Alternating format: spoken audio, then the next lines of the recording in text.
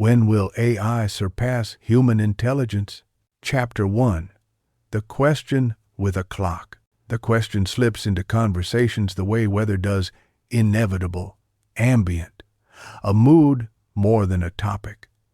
Someone will tilt a coffee cup and ask, "When will AI surpass human intelligence?"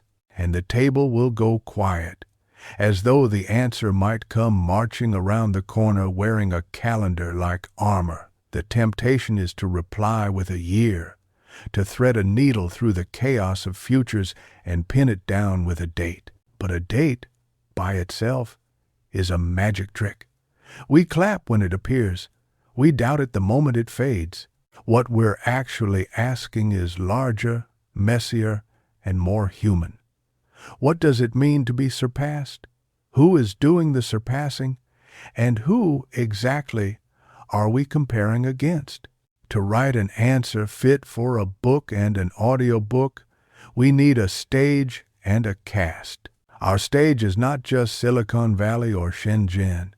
It is every place where prediction hardens into policy, where engineering sketches become infrastructure, and where a line of code changes someone's breakfast. Our cast is unruly. Programmers, philosophers, neuroscientists, economists, teachers, children, systems that learn, systems that are taught, and the rest of us trying to understand whether the intelligence we're discussing is a mirror or a window. Start with a story. It's the calm hour before dawn, and a graduate student named Lena sits in a lab lit by screens. Her model, a large language model with a taste for patterns, has just stitched together a solution to an old math problem, not by reproducing the textbook method, but by inventing a strange, efficient shortcut. The lab applauds. The next day, an economist hears about this and wonders aloud, if a machine casually found a method that took our species decades to discover, what does that say about ceilings? Stories like Lena's cycle through the news.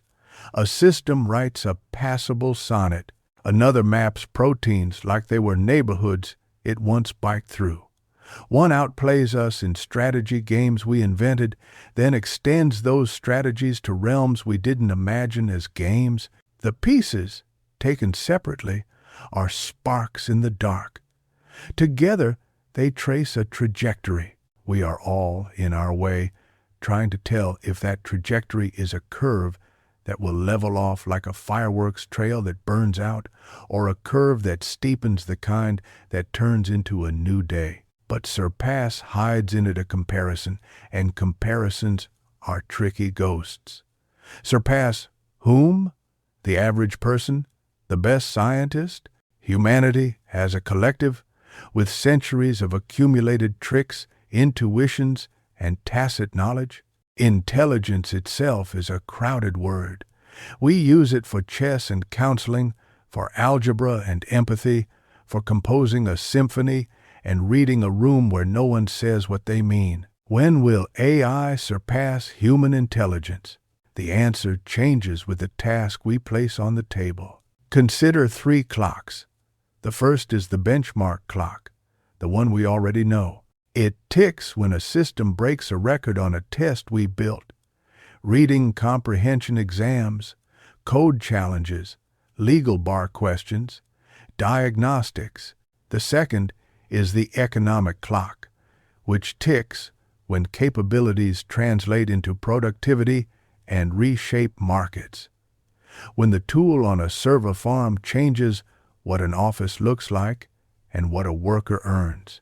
The third is the civilizational clock, slower and more profound, which ticks when institutions, schools, courts, hospitals, democracies reconfigure themselves in response to what machines can do and what people still must do. Each clock can call surpass at a different hour. The benchmark clock has already rung at dawn again and again. Systems pass tests we once thought were safe fences.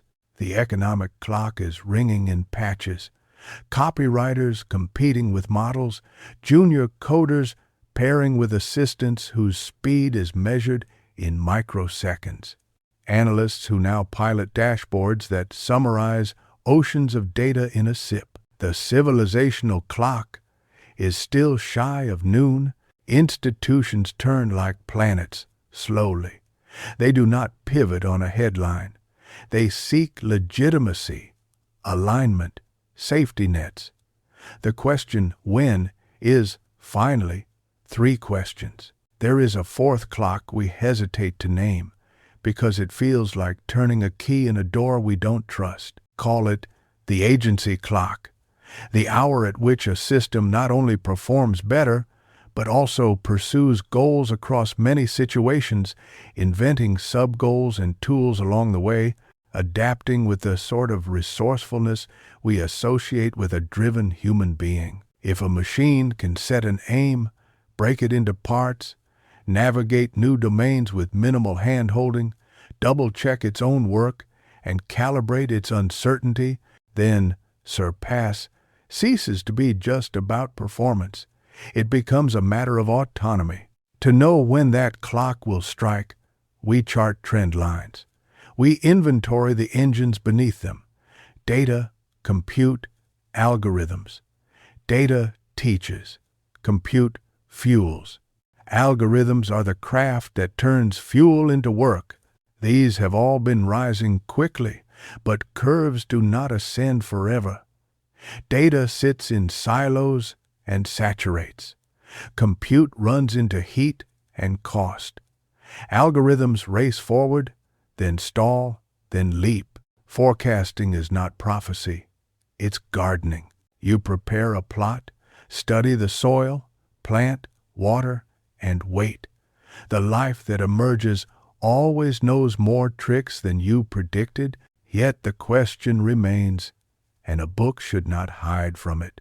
There are sincere, informed wagers, 2,030 seconds, 2,040 seconds, not in my lifetime, earlier than you think, but later than you fear.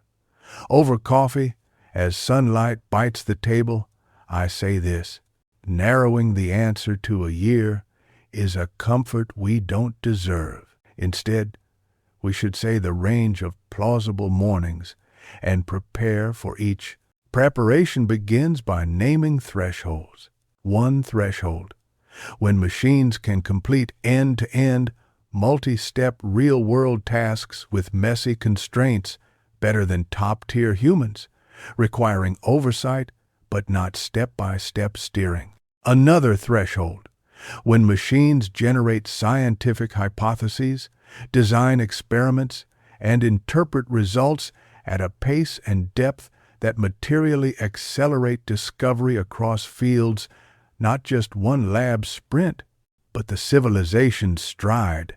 A third: when machines can communicate intentions clearly, update beliefs with evidence, and reconcile conflicts between goals the way a capable leader does. A fourth: when machines can teach humans not just by instructing, but by diagnosing misunderstandings, shaping curricula, adapting to emotion at scale, and with warmth that is recognizably helpful, not a pastiche of care. Why these thresholds? Because surpassing is hollow if it is brittle. A system that dazzles on a test but fails on a real-world variation is like a prodigy who freezes on stage. Surpassing implies robustness, the ability to generalize, to recognize when the ground has shifted, and adapt. It implies good judgment under uncertainty, not just speed under certainty. It implies the ability to work with us, not around us. There's a scene I return to when thinking about when. Picture a hospital on a humid summer morning. An attending physician, Eliza, rounds with a team. Interns, residents, a nurse who has seen every emergency twice, and an assistant system the hospital subscribes to, accessed via a tablet. The assistant has read every chart, parsed every lab, cross-referenced similar cases, and summarized options. It can explain, in ordinary language, the trade-offs between interventions, cite the small studies that contradict the big ones, and flag the biases that hide in the hospital's own historical data. But the patient in room 412 looks afraid. He's worried not about the numbers, but about whether he can recover in time to attend his daughter's wedding. The system recommends a treatment plan that optimizes outcomes. The nurse says, gently, that the family will likely accept a different plan if it is explained with care. Eliza listens and chooses the second plan. With adjustments, the assistant updates its model to account for human commitments that data rarely catches. That morning, the joint intelligence of machines and people, tasks divided by nature, not habit, feels like a near-future sunrise. Surpass is there, but it doesn't look like one side winning. It looks like something else getting born. Still, there are reasons to be more urgent than poetic. The landscape is not just hospitals and labs. It is also boardrooms and battlefields, schools and social media platforms where attention is weaponized. Surpass in the wrong hands is not a triumph but a risk multiplier. We need safety mechanisms that are as advanced as the systems they guard. Not just guards that say no, but guards that understand why and can explain how in ways regulators and citizens can verify. If you ask me when, I will say, the better we build these safeguards, the sooner we can responsibly see what Surpass looks like without flinching. What does it look like in the creative realm? A playwright drafts a scene. The assistant suggests 3 arcs, each grounded in themes the playwright has woven across the script, each with plausible character choices, each with a set of contradictions to amp the tension. The playwright rejects 2 and merges the third with a memory of a street argument from childhood. The result is not a mash but a marriage, the system as a mirror with a compass. We will see more of this. Fewer blank pages, more iterative refinement. A landscape where originality becomes a duet between human lived experience and machine capacity to surface unlikely connections.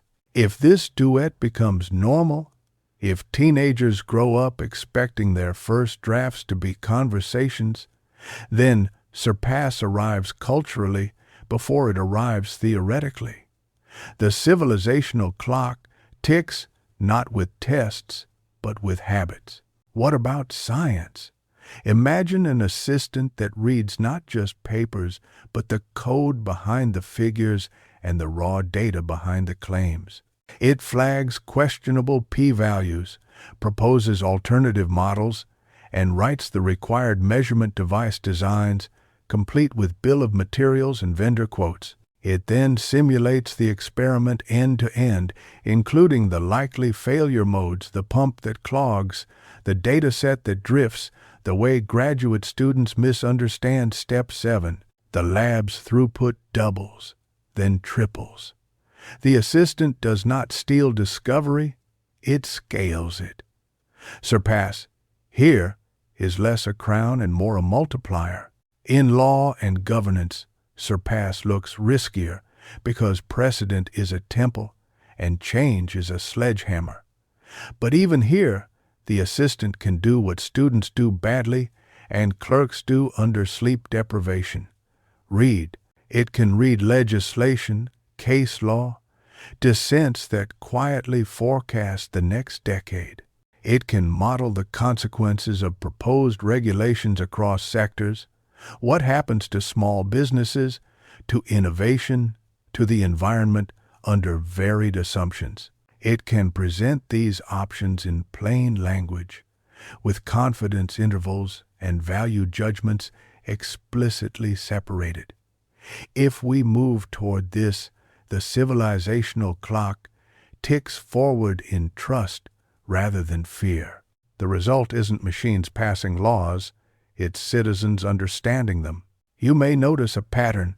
The answer to when keeps turning into how. This is not evasion. It is a recognition that we don't just discover the future, we aim it.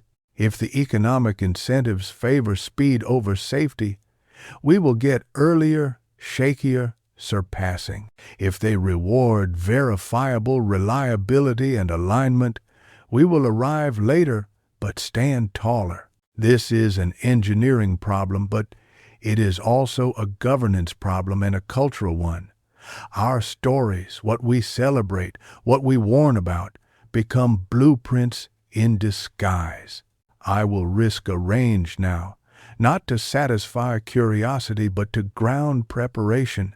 There is a plausible near window late 2020 seconds to mid 2030 seconds in which end-to-end task competence across many domains surpasses most skilled professionals.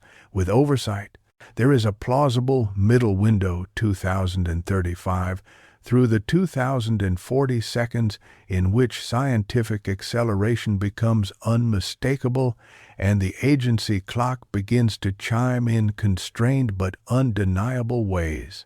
There is a plausible long window into the 2050 seconds where civilizational reconfiguration reaches institutions in full. Each of these windows could move forward or backward. A breakthrough in architecture can pull the near window closer. A scandal or a policy shift can push it out. A crisis can provoke a pause. A moonshot project can compress a decade into 2 years. This is the honest map, not a single road, but braided paths with signposts we can watch for. What are those signposts? Here are a few. First, self-improvement loops that remain stable. If systems can reliably improve their own performance across general tasks by modifying their internals and training routines without human babysitting, and do so while staying aligned with specified goals, we approach the agency clock. Second, cross-domain transfer that requires little data. When a system trained primarily on language can, with minimal additional input, operate a lab robot, file an appeal, negotiate a contract, and mentor a teenager in calculus, that is qualitative, not just quantitative improvement. Third, scalable oversight.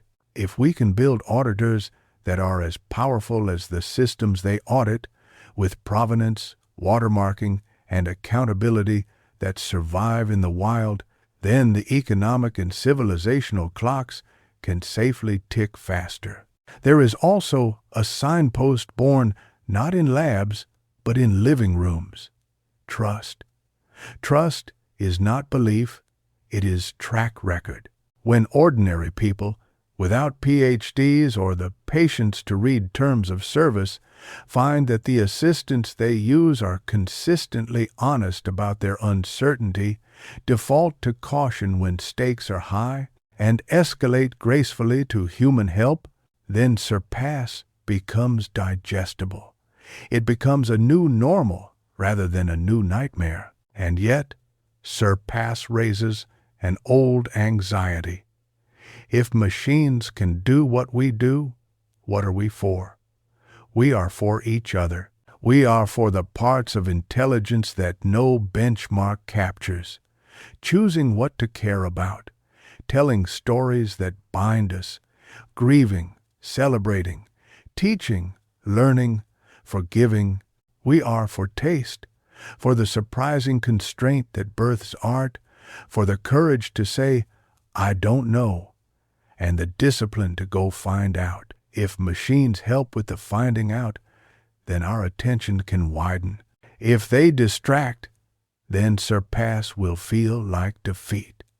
The difference will be in the choices we make now about education, work, and the values we bake into our tools. Education, for example, must flip from remember these facts to learn how to ask and verify. The assistant will know the facts.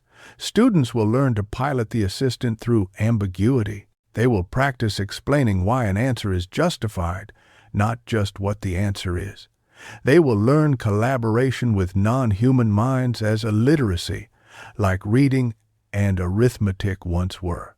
When that shift ripples through schools, the civilizational clock nudges forward. A generation grew up fluent in search. Another will grow up fluent in synthesis and critique. If we get this right, Surpass will not sideline them. It will empower them to surpass themselves. A final scene for this chapter. Late evening, a small cafe. The city's noise dimmed to a hum. A teacher sits with a poet and a roboticist. The teacher says, "My students write with an assistant now. Their essays are strangely better and strangely the same." The poet laughs. "We've always had assistants," she says. "We called them our influences." The roboticist stares at the street. "We're building something like weather," he says softly, "a climate of capability. Asking for the date it arrives misses the way it's creeping in." The teacher nods. "Still," she says, "tomorrow I have to plan a lesson." And there it is, the question with a clock, distilled to the ordinary obligation of the next day. When will AI surpass human intelligence? In the narrow sense, in benchmarks and specific tasks it already has in places and will in more. In the economic sense, wherever tasks are text and logic shaped, the wave has hit the shore and is climbing the beach. In the civilizational sense, we stand in the tide at our ankles, arguing about umbrellas and seawalls. In the agency sense, we are watching the horizon for a swell that might be far off or might be rounding the headland. The likely path is not a single thunderclap, but a sequence of thunderstorms, some clearing the air, some flooding the basement. This book will not end with a date. It will end with a plan. How to read the skies, how to build roofs that don't collapse in the rain, how to plant trees that drink it, and how to decide, together, what kind of city we want when the sun comes back. Chapter 2 will inventory the dials and levers we can actually turn technical, economic, legal, cultural to shape the timing and the texture of surpassing. For now, hold this thought. The future rarely arrives on schedule, but it does leave footprints. If we learn to read them, when becomes less of a riddle and more of a responsibility. Chapter 2. The dials we can turn. You can't bargain with the weather, but you can build a better roof, and you can plant a windbreak. The second chapter of any serious book about the question, when will AI surpass human intelligence, has to pivot from speculation to architecture. Not an architecture of silicon and code alone, but of institutions, incentives, habits, and values. We have levers to shape the timing and character of what's coming. The future is not a storm that merely happens to us. It's a climate we co-create, degree by degree. Think of a control room, not the sleek sci-fi kind, but a pragmatic space with labeled switches and worn knobs. There are 4 big panels here, each with subdials: technical, economic, legal, and cultural. If we learn to operate them together, the clocks from Chapter 1 tick toward a future we can inhabit with pride rather than resentment. Technical dials: reliability, interpretability, containment. Reliability over raw capability. It is seductive to chase benchmarks like trophies. A model that writes code faster, translates better, diagnoses sharper, that's good, but not enough. The dial that matters most is reliability. How often does the system say, "I don't know," when it doesn't? How gracefully does it fail? Can it reason about its own uncertainty and communicate it in language that a tired nurse, a small business owner, or a high school student can trust? To turn this dial, research has to prioritize calibration. Models should learn to map their confidence to reality, to distinguish between things they have seen and the cliffs they are about to climb. We can normalize the idea that an assistant's "I'm not sure. Here are two safe options, and the trade-offs" is not weakness, it's integrity. 1,000 small design choices nudge this. Interfaces that reward uncertainty estimates, APIs that expose rationales, training procedures that penalize confident nonsense more than humble omission. Interpretability as a civic right. There's a quiet revolution waiting in interpretability, not as a microscope for researchers alone, but as a public utility. We need models that can surface reasons at the level people use them. This forecast is more cautious because the data came from a region with reporting delays. This code suggestion avoids a library with a security advisory from last Tuesday. This diagnosis conflicts with a small but rigorous study. Here's why I still recommend it. Interpretability is a dial that lights up the civilizational clock. When non-experts can audit the why, trust and adoption follow. We can fund benchmarks that test not just accuracy, but explanation quality. We can require that high-stakes systems ship with a reasonability report, a plain language document audited by an independent body, updated as the model evolves. Scientists learn to include methods, sections. AI can learn to include reasons, containment, and tool use boundaries. General systems are plastic. Give them tools and they learn to use them. That's a feature until it isn't. The agency clock advances when systems can chain tools to pursue goals. We can preemptively make those tool chains legible and bounded. Capability sandboxes, permissioned actions, circuit breakers that trigger review when the system proposes novel tool combinations that exceed a risk budget. This is not hand-wringing, it's engineering. Pilots train with simulators that throw them failures.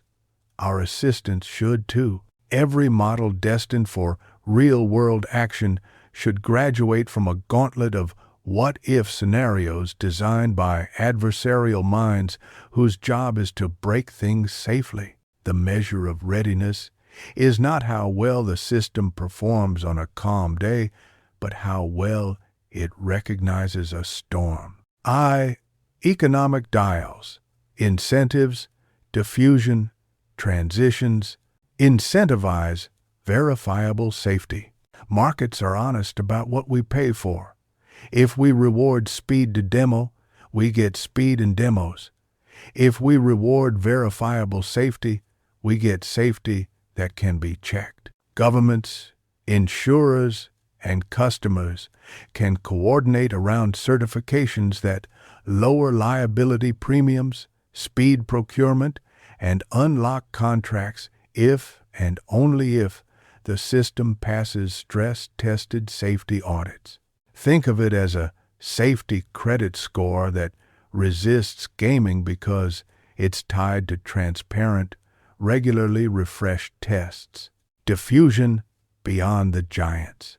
A narrow concentration of capability means a narrow set of values steering the future. Tools that enable smaller labs, startups, and civic institutions to build, adapt, and audit systems expand our collective imagination. The economic dial here is infrastructure. Compute grants for research with open protocols, public data sets with rigorous consent and privacy guarantees, community-run model zoos with reference implementations and red team kits. When diffusion is healthy, innovation is not a single highway but a dense road network. Detours become discoveries. Humane transitions for labor. Waves of automation crash hardest on the tasks of the young, the precarious, and the routine. The answer is not a lecture about learning to code, it's a plan.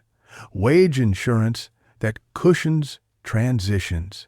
Lifelong learning stipends that people can actually use without bureaucracy that suffocates ambition. Apprenticeships where newcomers pair with AI tools and senior mentors, learning the craft of deciding what to ask, what to trust, and how to correct. When transitions are dignified, the economic clock can tick without breaking the hand that moves it. Legal dials. Accountability, provenance, alignment, oversight. Accountability that bites, not just barks. Regulation's worst sin is performative theater. The best legal dial is clear and proportional responsibility. If a product claims high-stakes competence, it should carry liability aligned with that claim. If you advertise doctor-level diagnostics, then errors that a prudent doctor would not make are your responsibility. This isn't punitive. It is motivation.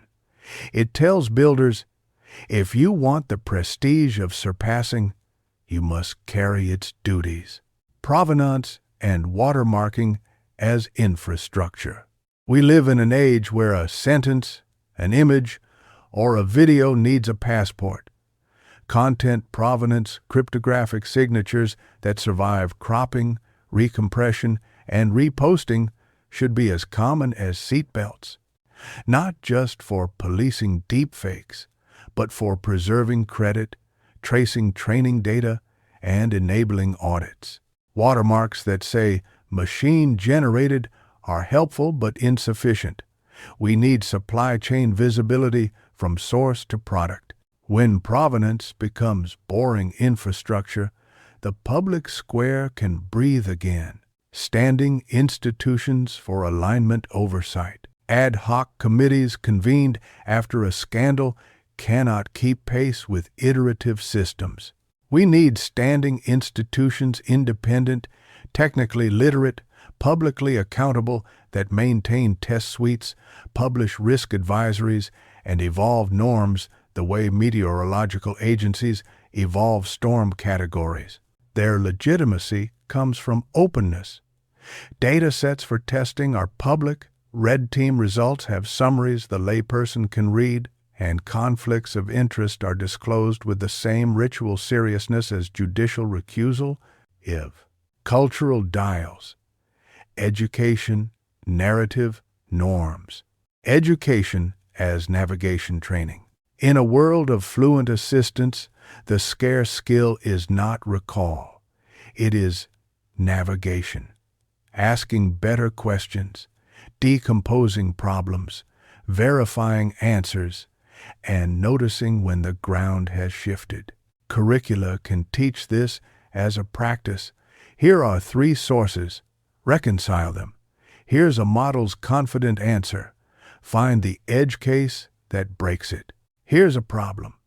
Prompt engineer collaboratively with your team and the assistant and defend your choices. When students graduate fluent in mixed human-machine teams, the civilizational clock advances quietly, like a tide filling a bay. Narratives that encourage agency. Stories are software for the mind. The tropes we feed ourselves matter. If our dominant narrative is AI replaces humans, people will see themselves as obsolete. If our narrative is AI amplifies discernment, we will pick up the tools differently. Culture is made of choices at dinner tables and in writers' rooms. Who gets called a hero? What counts as a win? Which scenes get applause? We can celebrate the nurse who asks the model the one question it didn't know to ask. We can admire the researcher who publishes negative results because they improve collective reliability, norms of disclosure, and consent. When is it okay to use an assistant without telling someone? When is it obligatory to disclose? Social norms reduce friction before law arrives. We can normalize signatures like, "This report was drafted with assistance from an AI system reviewed by X." We can teach students that failing to disclose is an integrity issue, not a hack. We can make consent not just for data collection, but for model use in sensitive interactions, a default courtesy. V.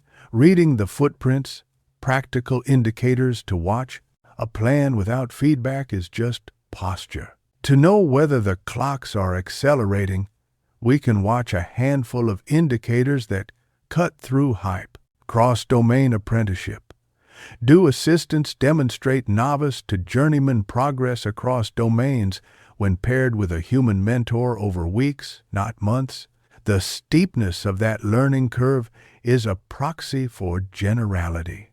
Scientific replication uplift. Are replication crises shrinking because assistants check stats, code, and data before publication? A measurable bump in replicability across fields signals deeper understanding, not just bigger models. Safety audit pass rates.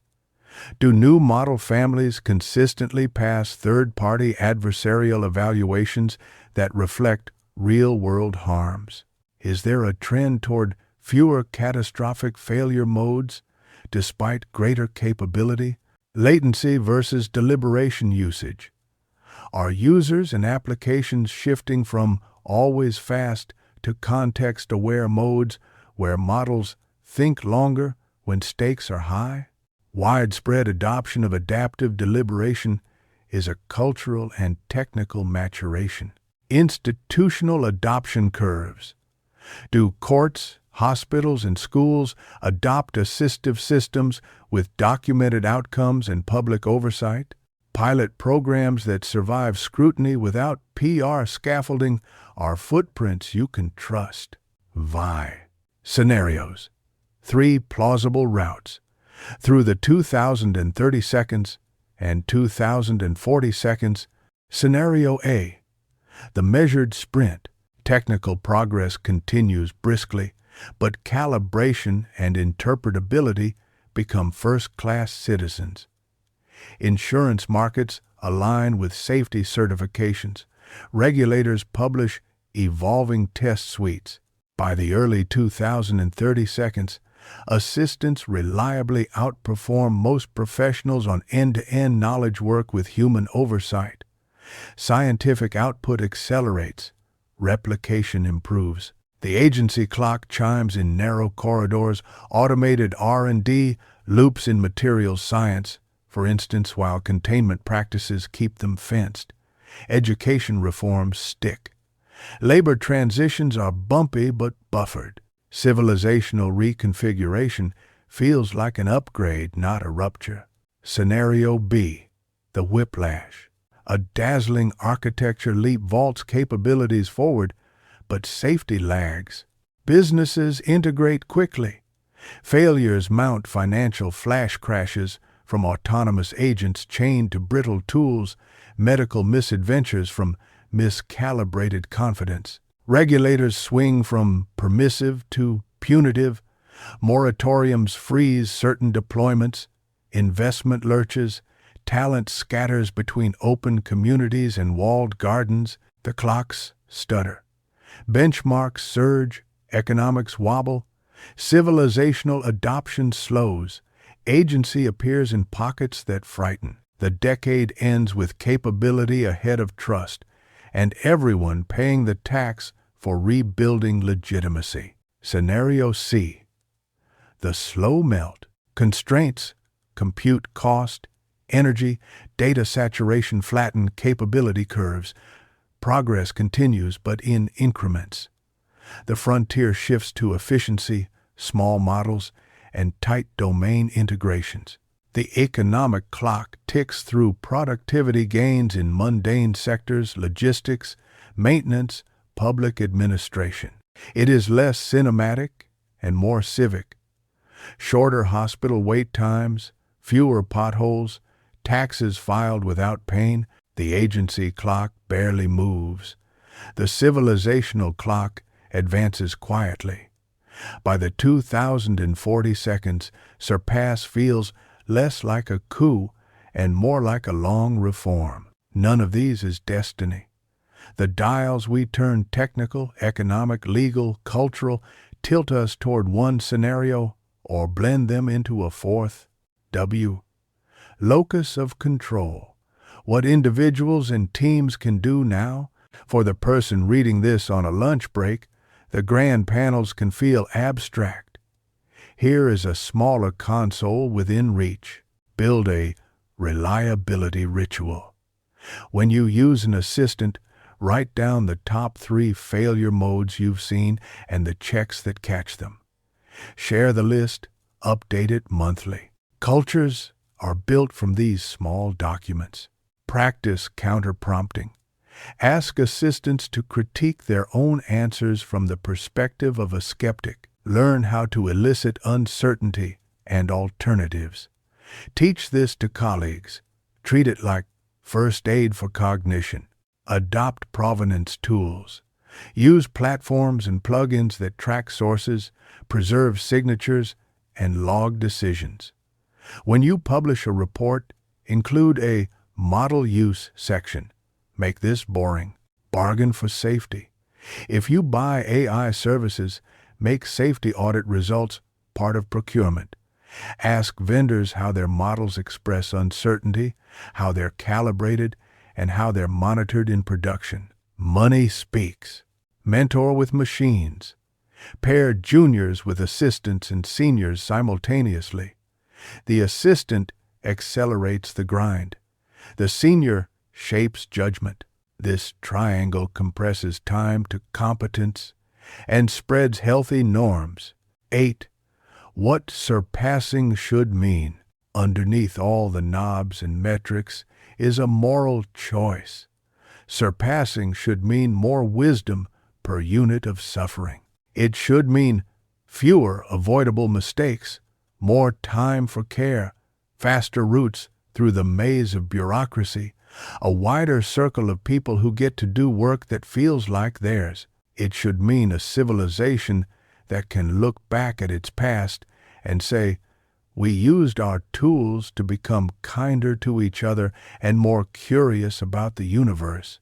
This is not guaranteed. Tools are amplifiers. They make our virtues louder and our vices more efficient. If we are viciously polarized, assistants that mirror us will make us exquisitely polarized. If we are extractive, they will extract with the punctuality of a clock. If we are serious about dignity, they will schedule it into the workflows that shape daily life. The dials we've toured only matter if we choose the direction before we spin them. IX. A closing with a plan. Return to the control room. The lights on the panels hum softly. We do not pick a year and declare victory.